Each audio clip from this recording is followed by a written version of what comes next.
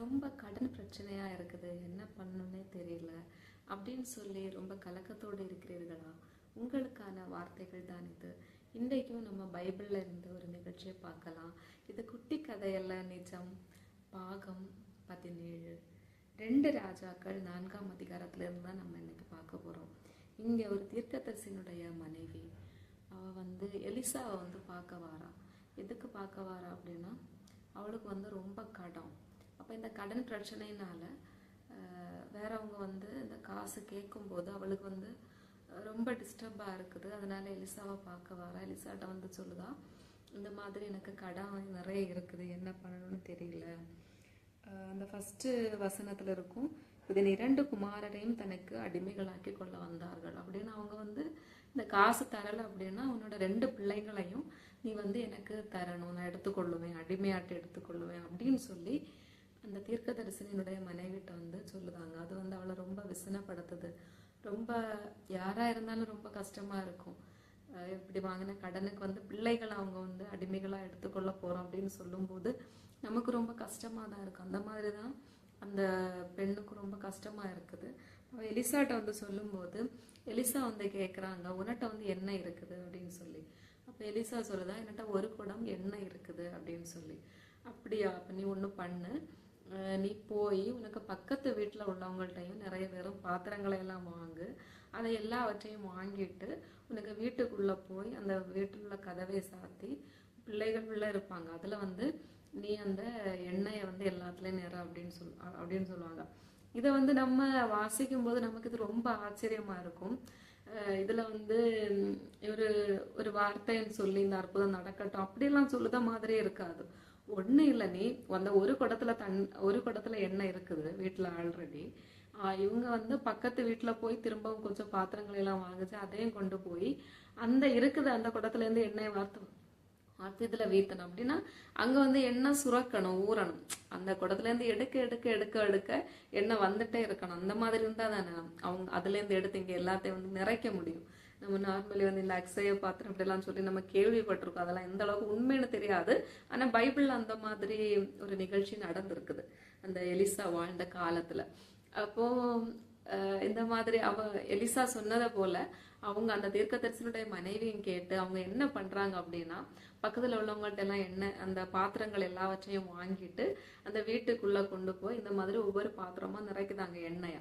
அப்போ நிறைச்சு நிறைச்சு நிறைச்சு கொஞ்சம் எல்லாம் நிறைஞ்சாச்சு. அதுக்கப்புறம் அவங்க தன்னுடைய மகன்கிட்ட சொல்றாங்க, இன்னும் பாத்திரம் கொண்டு வா அப்படின்னு சொல்லும்போது இந்த மகன் சொல்லுவான், வேற பாத்திரம் இல்லை அப்படின்னு. அந்த ஒரு வார்த்தை வந்ததும் என்ன ஆகுது அப்படின்னா, அங்க வந்துட்டு இருந்த அந்த எண்ணெய் ஸ்டாப் ஆகுது.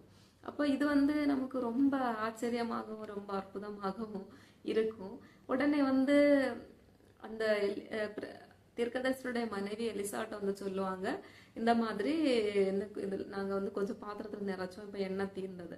அப்ப அந்த எலிசா என்ன சொல்லுவாரு அப்படின்னா, இந்த எண்ணெய், இந்த குடங்கள்ல இருக்கிற எண்ணெய்கள் எல்லாவற்றையும் நீ கொண்டு சேல் பண்ணு, விற்று அதுல இருந்து கிடைக்கக்கூடிய அந்த பைசாயை எடுத்து எனக்கு கடனை அடை அப்படின்னு சொல்லி தேவன் எலிசா வாயிலாக ஒரு அற்புதத்தை செய்கிறாங்க. எலிசா வாயிலாக அந்த தீர்க்கதரிசியுடைய மனைவியை சந்தித்து அங்க இருந்த கடன் எல்லாம் அடைக்கப்படுது. அப்போ நம்ம வாழ்க்கையில நிறையவங்களுக்கு கடன் இருக்கும். இந்த எப்படி அடைக்கணும்னு நமக்கு தெரியாது.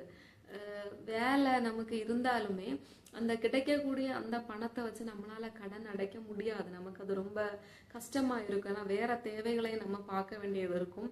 இதை நம்ம எப்படி அடைக்கணும், என்ன பண்ணலாம் அப்படின்னு சொல்லி நம்ம ரொம்ப பிரயாசப்பட்டாலும் நம்மளால எதுவுமே பண்ண முடியாது.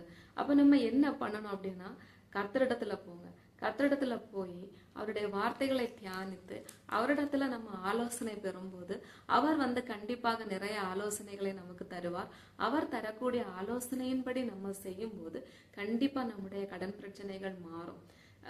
இங்க எதுவுமே இப்போ இயேசு செஞ்ச அற்புதங்களை எல்லாம் நம்ம பார்க்கும்போது அவர் 2-3 வார்த்தையெல்லாம் சொல்லி இருப்பாரு, இந்த மாதிரி இது நடக்கட்டும் அப்படின்னா ஒரு வார்த்தையெல்லாம் சொல்லியிருக்காரு. இப்ப லாசரு மரித்ததுக்கு அப்புறம் அந்த 4 நாள் கழிச்சு சொல்லும்போது, லாசருவே வெளியே வா அப்படின்னு சொல்லுவாரு.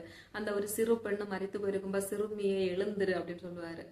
தலித்தாகுமி அப்படின்னு சொல்லுவாரு. சிறு பெண்ணை எழுந்துரு அப்படின்னு 2 வார்த்தை 3 வார்த்தை அந்த மாதிரி சொல்லுவாரு. நீ விசுவாசிக்கிறாயா அப்படின்னு கேட்குவாரு. அப்ப விசுவாசித்தால் தேவனுடைய மகிமை, அந்த மாதிரிலாம் இருக்கு இயேசு செஞ்ச அற்புதங்கள். ஆனா இந்த இடத்துல பார்க்கும்போது எதுவுமே சொன்ன மாதிரி இருக்காது. ஜஸ்ட் எலிசா வந்து சொல்லுவாரு, நீ போ, வீட்டுல போ, கொஞ்சம் பக்கத்துல உள்ளவங்கள்ட்ட கொஞ்சம் பாத்திரம் எல்லாம் வாங்கு, அந்த பாத்திரம் அந்த பாத்திரத்துல எல்லாம் எண்ணெய் நிற, அவ்வளவுதான் நடக்கும். இது அப்படின்னா இது வந்து என்ன, இதுல இருந்து நம்ம என்ன தெரிஞ்சுக்கணும் அப்படின்னா, தேவனால எப்படி வேணுமானாலும் கடனை வந்து அடைக்க முடியும். இப்போ நம்ம வந்து இந்த 2 ராஜாக்கள் 3ஆம் அதிகாரம் இந்த 17-18 வசனத்துல பார்த்தோம். அங்க வந்து தண்ணி இருக்காது. அப்ப என்ன பண்ணுவாருன்னா, அப்போ இதே போல எலிசாவின் மேல ஆவி இறங்கி எலிசா வந்து என்ன சொல்றாங்க, காற்றையும் காண மாட்டீர்கள், மழையையும் காண மாட்டீர்கள், ஆனால் இந்த இடத்துல வந்து தண்ணி வரும். ஸோ ஏசப்பா செய்யக்கூடிய அதிசயம் வந்து என்னத்தேனா, இப்போ வந்து ஒரு இந்த இவ்வளோ காசு உனக்கு இன்கமா வரணும், சேலரியா வரணும், அப்பந்தான் இந்த கடை அடையும் அப்படின்னு சொல்லி நமக்கு நிறைய இதெல்லாம் இருக்கும். ஆனா இப்படி வரணும் அப்படி வரணும் அப்படின்னு சொல்லி.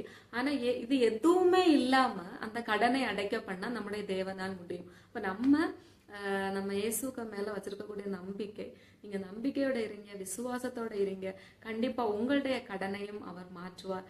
கர்த்தர் பெரிய காரியங்களை செய்வார். கர்த்தருடைய நாமம் மட்டும் மகிமைப்படட்டும். ஆமென்.